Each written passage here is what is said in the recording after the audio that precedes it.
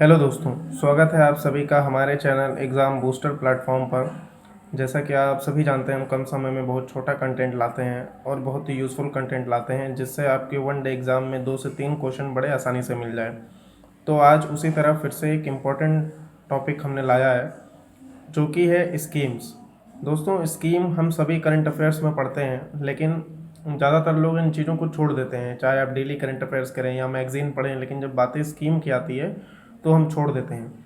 लेकिन यह छोटे एग्ज़ाम जैसे कि पटवारी लेखपाल से लेकर के यूपीएससी की सिविल सर्विसेज परीक्षाओं तक में यह स्कीम पूछी जाती हैं और बहुत ही ज़रूरी रोल होता है इनका।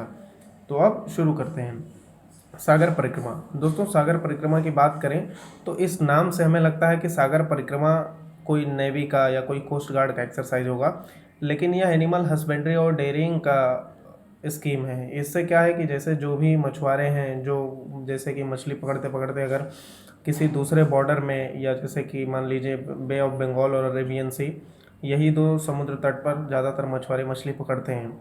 लेकिन मान लीजिए आप बे ऑफ बंगाल में मछली पकड़ते पकड़ते गलती से बांग्लादेश चले जा रहे हैं, या किसी और देश की, जैसे कि 12 नॉटिकल माइल्स तक हर समुद्र की सीमा होती है हर देश की, और आप 12 नॉटिकल माइल्स को पार कर ले रहे हैं, तो आप दूसरे देश की टेरिटरी में चले जा रहे हैं, तो उससे मछुआरों से के साथ प्रताड़ना करना या बहुत ही दिक्कत हो जा रही है। तो इसलिए सागर परिक्रमा के स्कीम का पहल किया गया है।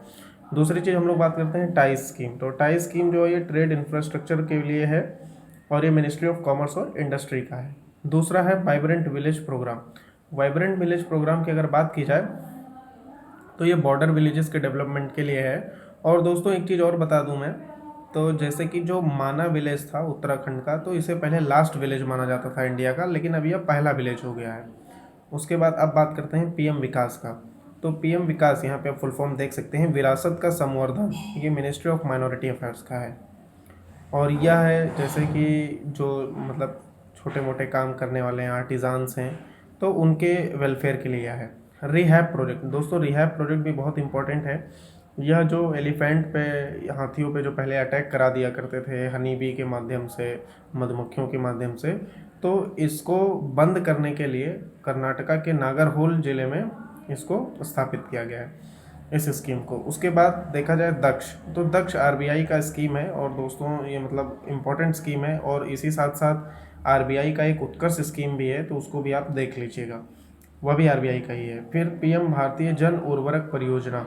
उर्वरक से ही आपको दिमाग में आ जाना चाहिए, उर्वरक मतलब क्या, फर्टिलाइजर होता है। तो यह वन नेशन वन फर्टिलाइजर का नारा भी है, इसमें टैगलाइन है, जिसमें भारत ब्रांड दिया जाएगा, और इंडिया पहला कंट्री ऐसा हो गया है जो नैनो यूरिया को प्रोड्यूस करेगा। दोस्तों, उसी के साथ साथ एक चीज़ और बताना चाहूँगा कि अब बहुत जल्दी ही गोल्ड यूरिया का भी ये आयोजन हुआ है, और यह अपने राजस्थान ज़िले में हुआ है। उसके बाद PM divine. PM divine scheme जो है, जैसे कि दोस्तों आप सब जानते हैं कि जो नॉर्थ ईस्टर्न स्टेट्स हैं इंडिया के, वो कहीं ना कहीं अपने आप को इंडिया का पार्ट नहीं मानते थे, लेकिन पीएम मोदी जी ने बहुत ही अच्छा पहल किया है, जिससे यह हो जा रहा है कि वह लोग को भी, जैसे छोटे छोटे फेस्टिवल्स वहाँ पे ऑर्गेनाइज कर रही हैं, छोटी छोटी चीज़ों में भी उनको शामिल किया जा रहा है, जिससे उनको ये चीज़ रियलाइज़ हो रहा है कि हम भी इसी देश के हिस्सा हैं। फिर वेस्ट इनिशिएटिव। दोस्तों, वेस्ट इनिशिएटिव भी बहुत ही अच्छा इनिशिएटिव है वुमेन एम्पावरमेंट की दृष्टि से अगर देखा जाए तो। वेस्ट का मतलब फुल फॉर्म है women in engineering science and tech. इसका मतलब ये है कि जैसे वुमेन्स को इंजीनियरिंग साइंस और टेक में पार्टिसिपेशन के लिए ज़्यादा मौका दिया जाएगा, तो उससे रिलेटेड है। सेतु। दोस्तों, सेतु की बात की जाए तो यह एक बहुत ही इंपॉर्टेंट स्कीम है, जैसे किसी को अपना बिजनेस शुरू करना हो, छोटा मोटा स्टार्टअप शुरू करना हो आज के टाइम पर, तो उसके लिए बहुत ही इम्पोर्टेंट हो जाता है। और इसी से अगर किसी ने पढ़ा होगा, पिछले पिछले साल 2022 के जुलाई में, पिछले साल 2022 की, माफ़ कीजिएगा मैंने जुलाई कह दिया, तो पिछले साल 2022 में अक्टूबर के महीने में एक स्कीम आया था, मार्ग। मार्ग का पोर्टल आया था, MAARG, जो कि मतलब अमेरिका और इंडिया के कोलाबोरेशन में हुआ था कि कितने भी बिजनेस स्टार्टअप्स वगैरह करना है, तो यह सेतु से ही रिलेटेड है। तो आप एक बार पढ़ लीजिएगा मार्क को भी, बहुत ही इंपॉर्टेंट हो जाता है वो हमारे एग्जाम के हिसाब से। फिर बात करते हैं जेनेसिस।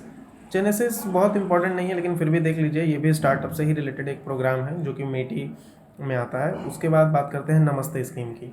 तो Namaste national action for mechanised sanitation ecosystem, यह आपके मतलब मिनिस्ट्री ऑफ सोशल जस्टिस और एम्पावरमेंट के लिए आता है।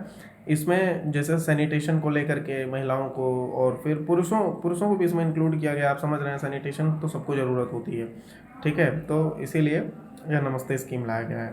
उसके बाद day scheme doctor Ambedkar centres for excellence के लिए, ये ministry of social justice and empowerment का है। इसमें जैसे कि जो भी गरीब हैं, जो गरीब बच्चे हैं, तो उनके लिए है कि मतलब मान लीजिए आपको यूपीएससी की अगर एग्ज़ाम की तैयारी करनी है तो उसमें आपको फ्री कोचिंग प्रोवाइड किया जाएगा। तो यह इस तरह का स्कीम है। उसके बाद बात करते हैं अग्निपथ स्कीम। तो दोस्तों अग्निपथ स्कीम सबको पता है, इसमें बताने की कोई ज़रूरत नहीं है। स्माइल स्कीम क्या है? Support for marginalised individual for livelihood and enterprise, ये ministry of social justice and empowerment की है। फिर यह इतना इंपॉर्टेंट नहीं होता, लेकिन पीएम गति शक्ति बहुत ही इंपॉर्टेंट स्कीम है, क्योंकि इंफ्रास्ट्रक्चर के मास्टर प्लान के लिए है। मोदी जी ने इस स्कीम को लॉन्च किया था। इसमें 16 मिनिस्टर को साथ में बुलाएंगे और उनसे सलाह मशविरा लिया जाएगा कि हमारे इंफ्रास्ट्रक्चर को कैसे बढ़ाया जाए, कहाँ पे किस चीज़ का स्टार्टअप किया जाए, उससे रिलेटेड है। उसके बाद न्यू इंडिया लिटरेसी प्रोग्राम, तो यह मिनिस्ट्री ऑफ एजुकेशन का है और इसको लिटरेसी को बढ़ाने के पहल में ये किया गया है। उसके बाद आत्मनिर्भर हॉर्टिकल्चर दोस्तों सबको पता है क्या होता है, ठीक है। लेकिन उसमें इस साल 2023 का जो साल है, इसको international year of millets declare किया गया है। तो कहीं ना कहीं दोस्तों भारत जो देश है, ये मोटे अनाज को यानी कि मिलेट्स को बहुत ही प्रमोट कर रहा है, और सही भी कर रहा है, क्योंकि मिलेट्स में बहुत ही फाइबर की मात्रा अधिक होती है और इसमें पानी की ज़्यादा ज़रूरत नहीं है, जिस वजह से खेतों की जो बंजरता है, जो मतलब उसके इनफर्टिलिटी का रेट है वो कम हो जाता है अगर आप मिलेट्स का उपयोग ज़्यादा करते हैं, ना कि जैसे कि हम मैदा, गेहूँ आदि पे ज़्यादा डिपेंडेंट हैं। लेकिन आप सबको पता है दोस्तों कि मैदा उतना अच्छा नहीं होता है सेहत के लिए जितना अच्छा कि मोटा अनाज होता है। तो इसलिए एक भारत की पहल है। उसके बाद पीएम मत्स्य संपदा योजना, ये भी बहुत ही अच्छा है, लेकिन बहुत ही अच्छा स्कीम है, लेकिन यह डिपार्टमेंट ऑफ फिशरीज़ का है, ठीक है। तो इसमें फिशरी मार्केट्स और इन सब चीज़ों को बढ़ाने के लिए है। तो दोस्तों आज का वीडियो यहीं पर ख़त्म करते हैं, और उम्मीद है आप सबको बहुत ही पसंद आया होगा। लेकिन दोस्तों साथ ही साथ मेरा एक क्वेश्चन है आप सबसे कि पीएम गोवर्धन स्कीम किससे रिलेटेड है, ये आप लोग कमेंट बॉक्स में ज़रूर बताइएगा, गोवर्धन स्कीम। और नेक्स्ट वीडियो में हम कुछ और स्कीम्स लाएंगे इंपॉर्टेंट, तो उन स्कीम्स को बहुत ही ईजी तरीक़ों से जानने के लिए इस चैनल पे आप बने रहिए और सब्सक्राइब जरूर कीजिए। धन्यवाद।